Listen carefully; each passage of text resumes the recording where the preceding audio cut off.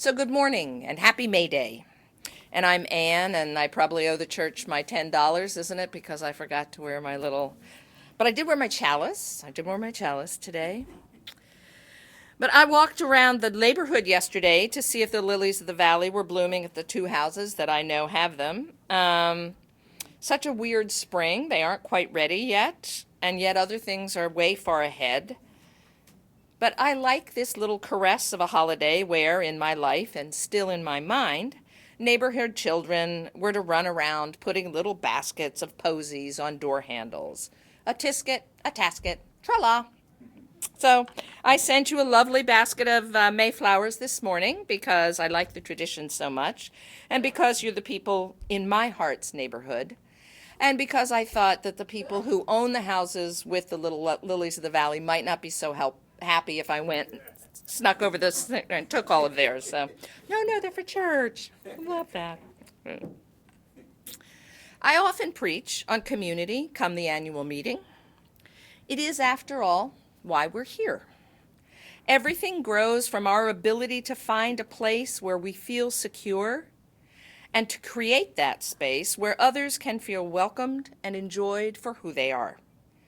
Today, in particular, is about creating that space and about the tools we use to do just that. I'd been thinking about writing on community, and then I read a piece in the Times by a writer who spoke about his shame in being a disastrous money manager, which left his wife and him sailing into retirement in a very leaky financial boat. His story sparked my interest because I know so many other people in that situation.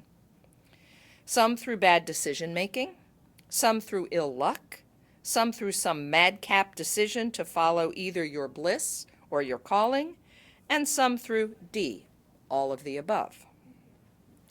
Certainly, this guy was a player in this. However, I believe there are external pressures as well. I am not well qualified to talk about the economic forces in the world. But as I read this, I recognized that his shame was also a big part of what kept him from seeking advice. And judging by the comments, even on my post, as well as on the original article, he wasn't wrong to keep it to himself. People were disgusted with him. People felt he made a good living, so he had no right to make those mistakes or have lapses in judgment. One of the people most overset by this person's sin is someone I know to have just finalized a 5th divorce. Someone who has no room for mercy. Ouch. And this means she has no room to look at her own mistakes, because what if she'd ever been wrong? We all make mistakes and missteps. I don't think my flinching is purely personal, although there are certainly those who have offered the unsolicited advice that I'm financially wackadoo and irresponsible for doing this work I love. I may be both of those things, but not for doing this job. But where's the fellow feeling for someone who is vulnerable and, yes, quite possibly wrong? When we talk here, and I'm as guilty of this as any, we talk about bringing all of who we are and welcoming that, and that's important. What we don't ever talk about, and I expect what we don't often do, is to honestly bring all of who we are not. We try to leave at home all our foibles and missteps or button our jackets over them so no one can see. What would happen if you knew I were less than I seem, or more? We say, you and I, that we affirm the first principle, the worth and dignity of every human being. Yet somehow in that application it seems easier to affirm the generic worth and dignity of all people, and particularly those over there, those people we don't know. We're all about their worth and dignity. In this, Liberal religionists are probably no different than all liberals who, it seems, by looking at the studies, tend to talk the talk, but don't do such a great job on the walk. When we vote or speak out, we don't vote for other people's worth and dignity if it in any way inconveniences us. It seems we actually don't really consider other people when we make our decisions. There's plenty of loose talk about conservatives voting against their best interest. But Lenore posted this great article about smug liberalism, which was painful to read, that suggests we vote against our best beliefs. I find that really devastating and quite uncomfortable. If women's rights, gender rights, racial equality are my animating principles, and if that's only evident in what I say, it's not really very helpful, is it? Do we, all of us, start at the very beginning? I couldn't help it. Right. But do we start in our workplaces and our schools? Do we really speak out and work for justice? Do we notice who's not included? Am I working to elect school board members and town council members who are concerned with these issues? And we're always saying, well, you don't want to be an issues voter. And it's like, maybe we do, maybe. And boy, I think was it Ralph Reed who's the Christian Right that started their coalition with school boards and town councils. And we're aghast, but it was effective, Sometimes you copy them and do that. But what am I doing on the ground where it matters? Who will win? Who wins the White House? Or as Obama said last night in his speech, whoever she might be who's in the White House next year. But whoever that is not going to be taking my calls. Now, I'm not saying that presidential elections aren't important. Of course they are. I'm saying I really also believe in what matters here. Somebody gave me a great card last week. She said this was the most UU card I could find. It said, think globally, work locally, party totally.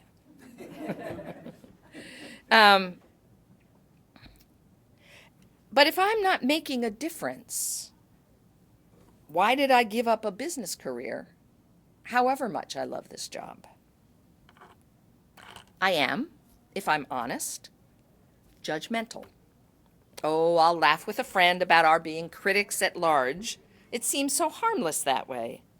But I'm quick to purse my lips or shake my head at things, so secure in my superhumanity and my kindness.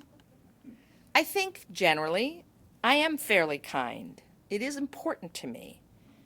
But I don't always succeed. And in fact, I've had some spectacular failures. I don't believe that I'm alone in spectacular failures or even small ones. Because I, along with everyone else I know, I am actually somewhat of a broken vessel. Sometimes, as in Japanese culture, those cracks have been mended with gold. Other times, it's duct tape. And still other times, it's just the leaky cracks and the holes that are left. And they serve as reminders of our humanity.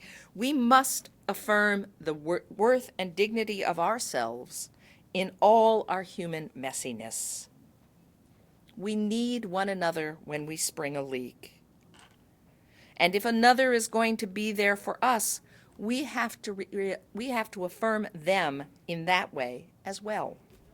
If I cannot do that, I am of no use to you. Part of being community, particularly a community of faith, requires us and allows us to do better. Being a Unitarian Universalist demands that I love the whole package and work to make space for the whole of you and for me. I think perhaps it requires that I have a bit of a sense of humor about my failures. What's that great line, and I don't think we read it often enough. We forgive ourselves, is it Isaac Ellerson, I think. We forgive ourselves and each other. We begin again in love. We need to do that every day. We need to do it for ourselves and for one another. Being part of intentional community makes that easier. I'm better because of you. You ask it of me, and I feel responsible to you.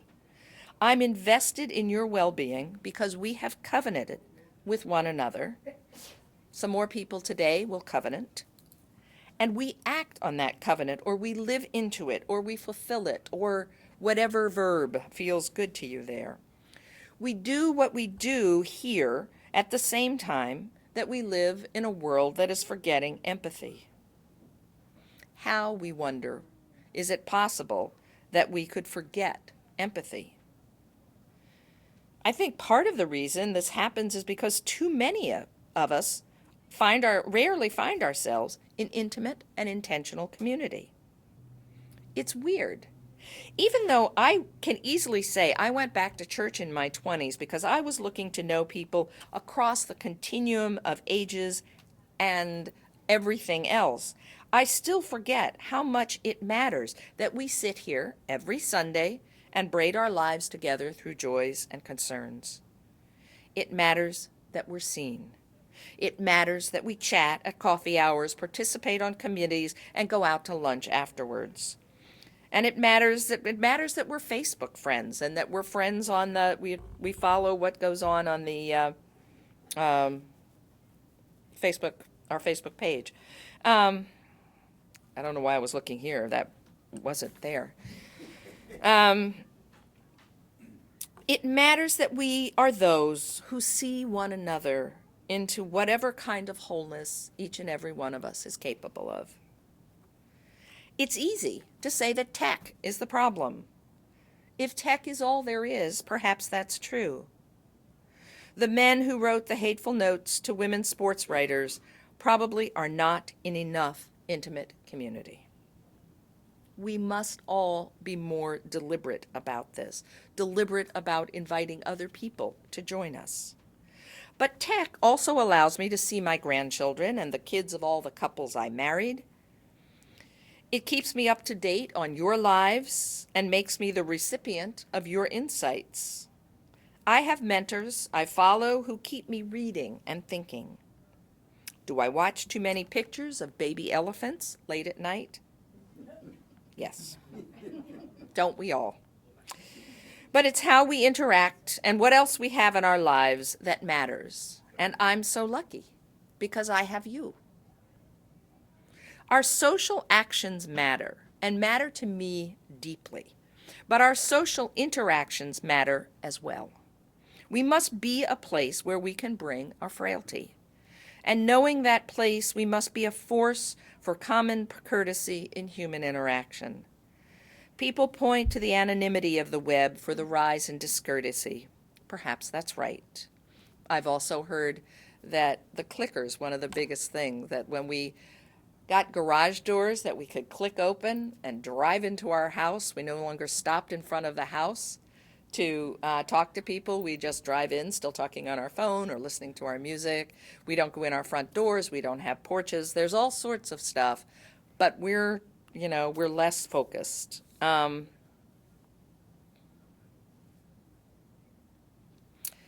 So tech would not be so dangerous if we make deliberate attempts to connect. We can be, and by that I mean we here, and perhaps often are, a powerful force for good in one another's lives. I think it's something we should focus on getting better at, because we all need a place where we can be broken or even a failure and still be seen as a beloved human being. Parker Palmer, a Quaker theologian, talked in a recent article about the gift of presence and how difficult it is to simply give that and no more. In addition to being judgmental, we humans are advice-giving machines. I think we do that for protection. If we have the answers, all the answers, this horrible thing that happened to you can't possibly happen to me. You hear people do it with cancer. Like, well, what kind of cancer? Well, what kind of drugs are they having? Are you an oncologist? Like, are you doing special treatments? It's like, tell me you're sorry. Tell me you're present. I say in my book on dying that the most important thing we can say is, oh, I'm so sorry. But therefore, when somebody's life is in shambles, there's nothing we love more than starting our sentences with, you know what you ought to do. Which leaves us, and which goes from, potty training to cancer diagnosis to nuclear decision making, and it's like, God, if I knew how to do nuclear decision making, I hate to break it to you, I wouldn't be here. Or I might, but that leaves us no time to hear the pain or ask the question, how are you in the midst of this? I say this as the queen of unsolicited advice. Ask my husband. I've got a briefcase or even 20 full of advice. Some of it's not even bad advice, but sometimes what's really needed is just being there. It's uncomfortable sometimes, it's messy, and it's intimate. But we are all worth caring about, even if our missteps led us to some misbegotten place. And then back here. As we continue to get better about this, I think it gets easier to care for our valley. We can care for other people because we believe it's right, but also because we're learning every day and every week and every year to care for this beloved community of faith, wildly imperfect but dedicated to love and to peace. Today, we are privileged to do the business of community so that all year long we get to do the work that is ours to do. There are so many ways we're asked to step up, and each way is a privilege. I saw this quote by Mary Oliver last week. Parker Palmer had tucked part of it into his article, so I went after the rest. 10 times a day, something happens to me like this, some strengthening throb of amazement, some good, sweet, empathetic ping and swell. This is the first, the wildest, and the wisest thing I know, that the soul exists and is built entirely out of attentiveness. What if we were just attentive? Let us therefore be both attentive to and accepting of love and peace. Together, we forgive ourselves and each other and begin again in love. Together, let us build a world where we bind up the broken. Why? Because it is the right thing to do. Together. Blessed be.